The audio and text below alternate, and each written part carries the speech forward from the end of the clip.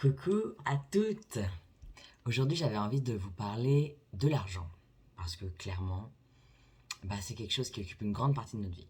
Alors, on a beaucoup de croyances et d'expériences différentes sur l'argent et je vais partir de mes expériences et mes croyances, d'accord?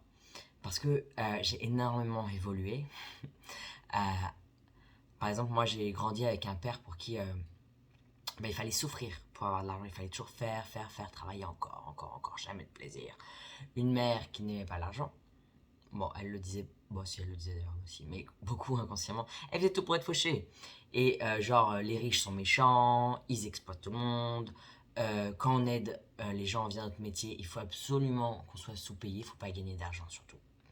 D'ailleurs, elle-même faisait un métier où elle aidait les gens.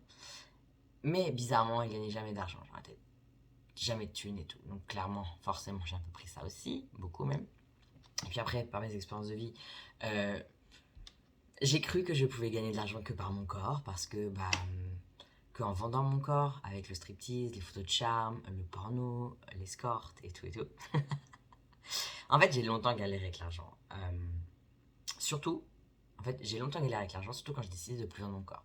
Là, d'un coup, je suis tombé au RSA, au Resto du Cœur. J'ai enchaîné les microcrédits, les aides à l'assistante sociale. J'ai connu toutes les aides possibles et inimaginables de l'État français d'ailleurs. Merci pour ça. Et puis, j'ai travaillé sur moi. Là, je suis vraiment allé très loin dans mes retranchements et ça a commencé à bouger, clairement, parce que forcément, l'argent c'est de l'énergie. Donc, déjà, à partir du moment où tu commences à comprendre ça et puis tu travailles sur toi, ça bouge.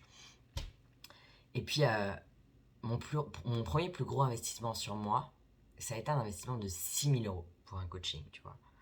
C'était pour moi, mais genre le bout du monde, parce qu'à l'époque, j'étais encore au Resto du Cœur au RSA pour te donner un ordre d'idée. Je venais d'aller chez l'assistante sociale pour demander une aide. Et je l'ai appelé le saut de la foi. Je flippais, mais je flippais. J'avais mal au ventre de peur. Hein.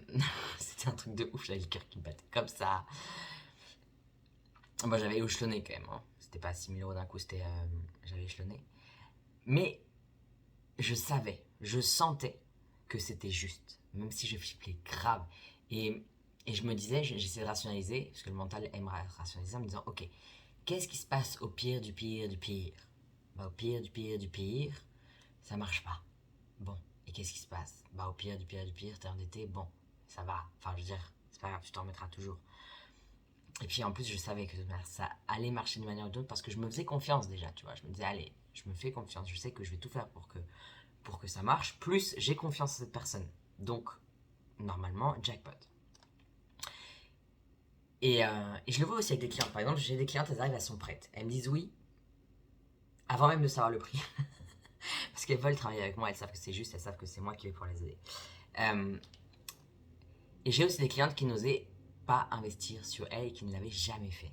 Mais vraiment, c'est genre, elles s'étaient jamais vraiment accordé le plaisir. C'était toujours la famille, les enfants avant elles, ou les choses logiques, ou les impératifs avant tout. Ou alors, il faut épargner, parce qu'on ne sait jamais de quoi demain est fait. Tu vois, tout ce genre de peur, de trucs et tout.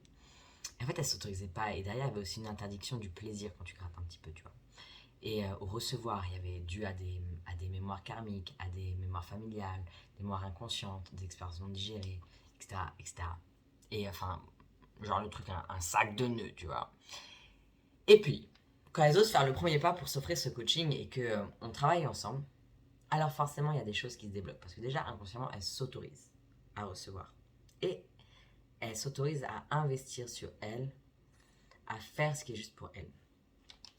Et donc, il y a des choses qui se débloquent soit matériellement, soit au niveau de la confiance en soi, bien sûr, mais le plaisir, la féminité, en fait, tout est lié. Enfin, c'est ça qui est fou. D'ailleurs, le premier chakra, bien sûr, le premier chakra qui est dans la yoni, au niveau du sexe, tout le monde plus ou moins sait que c'est lié à la sexualité, d'accord. Mais l'énergie sexuelle, déjà, c'est pas juste l'énergie sexuelle qu'on connaît, genre faire l'amour, c'est beaucoup plus. C'est une énergie de vie créatrice. Et puis c'est aussi lié à l'énergie de la matérialisation, de l'argent. Eh oui. Et il y a vraiment des miracles qui se passent quand on travaille sur ça. Et même quand on travaille sur l'invisible. L'invisible, je dis inconscient et autres, ça se matérialise vraiment. D'ailleurs, pour donner du concret sur l'argent, vu que c'est un peu le thème de la vidéo, j'ai une cliente là qui est passée de moins de 100 € par mois avec son business, alors que ça faisait plusieurs mois qu'elle était dessus, à plus là de 1500 € en quelques semaines. Et moi, je dis c'est que le début parce qu'elle est vraiment douée, talentueuse, enfin voilà, les portes s'ouvrent. Et qu'est-ce qui a changé en fait? Bah, c'est son énergie, c'est ses croyances, ses blocages, ses manières d'être, ses manières de vendre. Donc oui, en travaillant sur les énergies, sur le subtil, sur les lignées, on débloque. Sur les mémoires cellulaires, on débloque. Chacune a son propre rythme. Ça aussi, c'est une évidence, il faut le dire, d'accord? La voisine, même si elle fait la même chose que toi, elle aura des résultats différents. Déjà parce que sa mission d'âme est différente, parce que ses mémoires sont différentes, enfin voilà, parce qu'il y a un timing juste pour tout le monde qui est différent. Mais ça bouge inévitablement. Donc, c'est là où c'est le point sur lequel je voulais revenir. C'est que si tu travailles sur l'invisible, sur toi, ça va se débloquer et se matérialiser aussi dans ta vie. Et l'argent est ton ami. L'argent est ton énergie d'amour que tu as en toi et que tu peux donner. Alors, donner aussi aux autres, mais en fait, en donnant aux autres, tu donnes aussi à toi. Et si tu te payes quelque chose que tu surkiffes ou dont tu as besoin, tu te l'offres aussi à toi. Quand je dis besoin, c'est pour avancer, d'accord? C'est pas genre manger qui est vital. Là, je parle vraiment d'un besoin, mais pour grandir. Il faut sortir un peu juste des besoins élémentaires et aller voir les besoins du cœur et de l'âme, qui sont aussi élémentaires, mais pourtant bien souvent mis de côté.